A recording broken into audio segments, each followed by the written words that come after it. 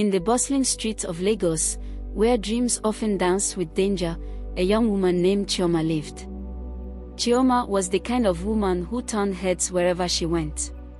Her flawless ebony skin, bright eyes, and kind smile made her unforgettable. But it wasn't just her beauty that caught attention, she had ambition. At 30, she had a big and thriving boutique in Lagos. Chioma's life wasn't just about work. She had Ada, her best friend, who was her rock. They had been inseparable since their university days, sharing everything: secrets, fears, dreams, and even their love for fashion. Ada was the one person Chioma trusted wholeheartedly, the one who understood her better than anyone else. They had their own language, inside jokes, and a bond so deep that no one could ever break it. One sunny morning, Chioma's life took a sharp turn.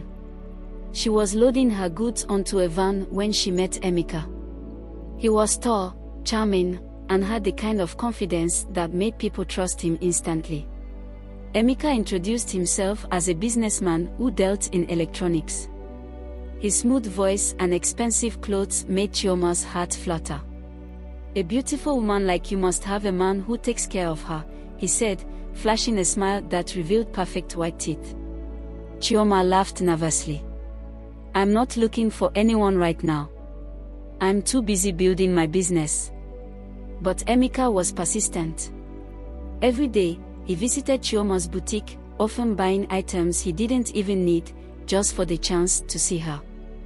His charming words were carefully chosen, and his actions spoke of a man deeply interested. Emeka would talk about his dreams, his supposed wealth, and how he admired Chioma's independence and ambition. He told her he wanted a strong woman by his side, someone who shared his vision for the future. At first, Chioma resisted.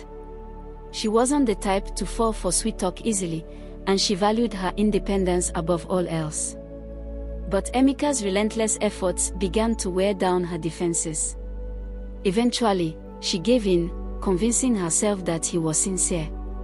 She believed she had found the perfect partner, a man who understood her drive and wanted to share in her journey to success. Despite his apparent devotion, Chioma couldn't shake a lingering doubt. Something about Emeka's words and actions felt too good to be true, as though he was performing a role rather than being genuine. Whenever she tried to voice her concerns, Emeka would counter with the perfect explanation, leaving her both reassured and unsettled.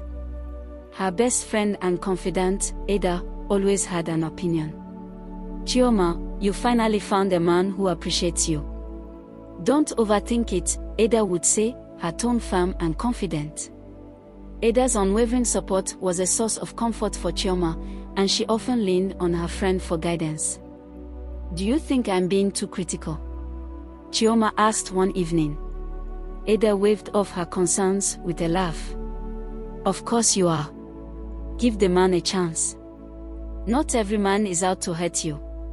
Trusting Ada's judgment, Chioma silenced her doubts and allowed herself to believe Emeka might be everything she hoped for. Yet, deep down, the nagging feeling refused to fade. At first, their relationship was like something out of a dream.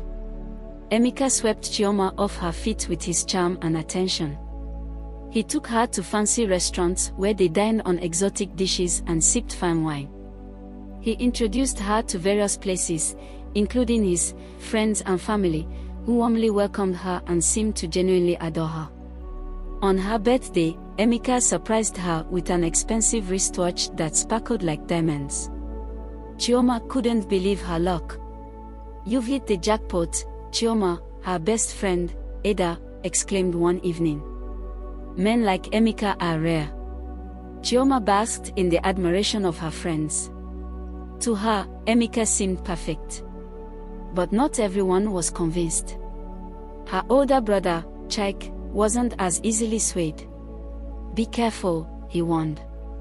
"A man who talks too much about his wealth is often hiding something."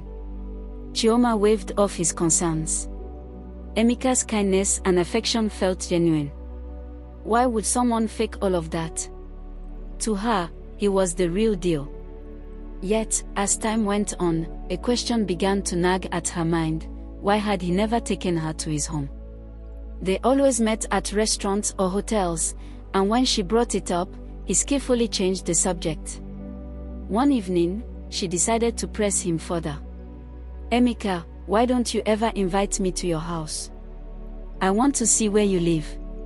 Emeka paused for a moment before breaking into a warm smile. "Of course, Chioma. I've been meaning to show you. The truth is, my house is still under construction. It's not ready yet, which is why we've been meeting in other places. But I'll take you there." Curious and excited, Chioma agreed. When they arrived, she saw an uncompleted building standing in the middle of a dusty plot. The walls were half finished, the windows were mere gaps, and piles of bricks and cement bags littered the ground. "This is it," Emeka said proudly. "It's a work in progress, but it's going to be amazing once it's done. I've poured my savings into this." Chioma's heart swelled with admiration. "I'm proud of you, Emeka. You're a man with vision." Her doubts melted away as she saw his determination. To her, this was proof of his ambition and dreams for their future. Months passed, and cracks began to show in Chioma and Emeka's relationship. Despite the initial charm and chemistry, unsettling incidents began to surface. Anytime they went out for a meal or a casual outing, they often ran into women who would approach Emeka with familiarity. One evening, at a cozy restaurant near the city center, a slender woman with striking red lipstick approached their table. Her face lit up with recognition. "James, is that you?" she exclaimed, her voice filled with surprise. Chioma's brow furrowed. Emeka immediately denied knowing her. "I think you've got the wrong person," he said, laughing nervously. The woman looked puzzled but walked away muttering something under her breath. Chioma decided to shrug it off. After all, mistaken identities happened all the time. But the pattern repeated itself. Another time, at a bustling cafe, a petite woman with curly hair stormed up to their table. "Colonel, I knew I'd find you here," she said accusingly. This time, her tone was less friendly and more confrontational. "After ghosting me for months, you have the guts to sit here with another woman." Emeka's expression hardened. "I don't know what you're talking about," he snapped. "You must have mistaken me for someone else." Chioma's discomfort grew, but she told herself to trust him. None of these women called him by his real name, so perhaps there was some misunderstanding. When they got home, Chioma tried to bring up the incident. "Why do these women keep approaching you? And why do they seem so angry?" she asked, her voice trembling. Emeka sighed dramatically. "Babe, I've told you. I have no idea who these women are. People love to create drama." He held her hands, his voice softening. "You know me. Don't let strangers ruin what we have." Emeka's attentiveness toward Chioma seemed to deepen with every passing day. He called her frequently, asking about her well-being, her business, and even the weather, as though her every movement was his concern. He brought her lavish lunches to her boutique, sometimes delicacies from high-end restaurants, other times homemade meals he claimed to have prepared himself. He showered her with affectionate words, often surprising her with little gifts, a bottle of her favorite perfume, a silk scarf, or a bouquet of roses. Chioma began to feel the walls of doubt she had built around her heart slowly crumble. One evening, as they dined at an upscale restaurant overlooking the city, Emeka reached across the table and took her hand in his. His face was a picture of vulnerability, a stark contrast to the confident man she had come to admire. "Chioma," he began hesitantly, his voice thick with emotion, "there's something I need to tell you." Her heart skipped a beat. His tone was serious, almost grave. She set her glass down, her full attention now on him. "I've been facing some financial challenges," he admitted, lowering his gaze. I have two 40-foot containers of electronics sitting at the port. They are worth a fortune, but I can't afford the duties to clear them because I have invested much money in my building project. Without them, my business is at a standstill. I've exhausted all my options, and you're the only one I can trust. Chioma's chest tightened at his plea. She saw the struggle in his eyes, the weight of a man burdened by circumstances. How much do you need? She asked softly, her resolve firm despite her nervousness. 30 million naira, he said, almost whispering. I promise, as soon as I sell the goods, I'll repay you every kobo. Moved by his vulnerability and the trust she felt in their relationship, Chioma agreed. She handed over her boutique savings, money she had intended to use for restocking. She reassured herself that it was temporary, that love and trust required sacrifices. But the next morning, Emeka didn't call. His phone was switched off, and every attempt to reach him was futile. Panic set in as the hours stretched into the afternoon. Desperate, she went to the hotel where he had been staying, only to learn he had checked out the previous night. Chioma returned home in shock, her heart heavy with betrayal.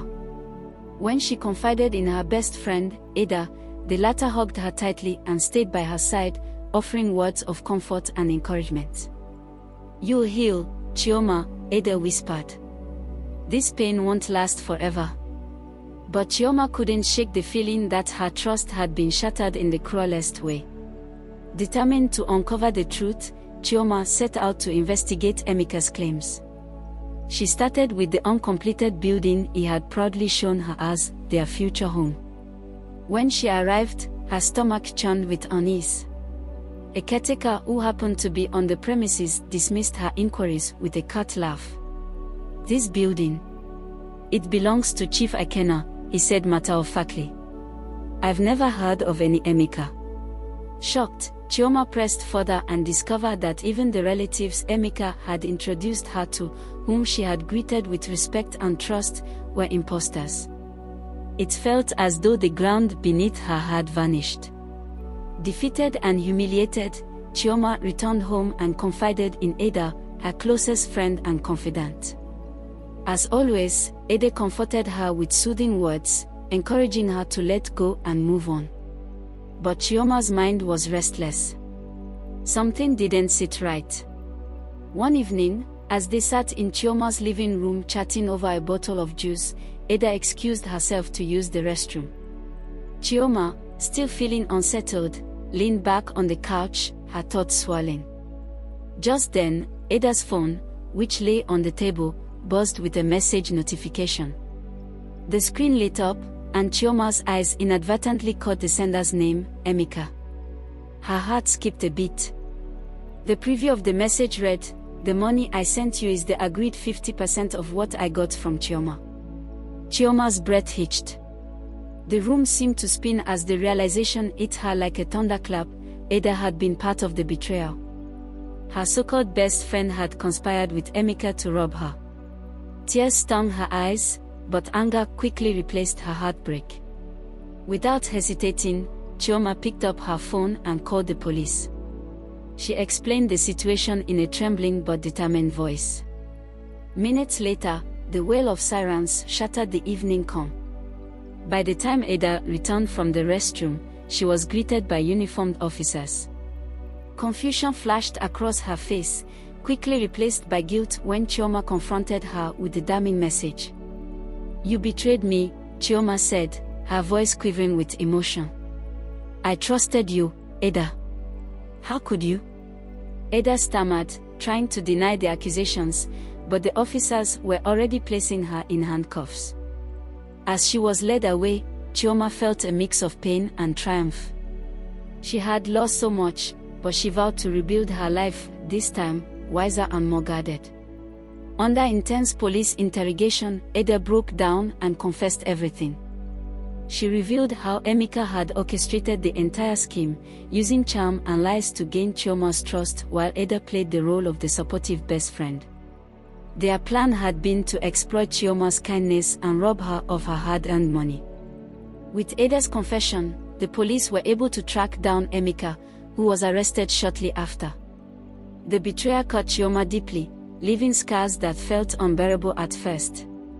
Yet, as she reflected on the events, she realized that this painful chapter was a lesson in trust and discernment.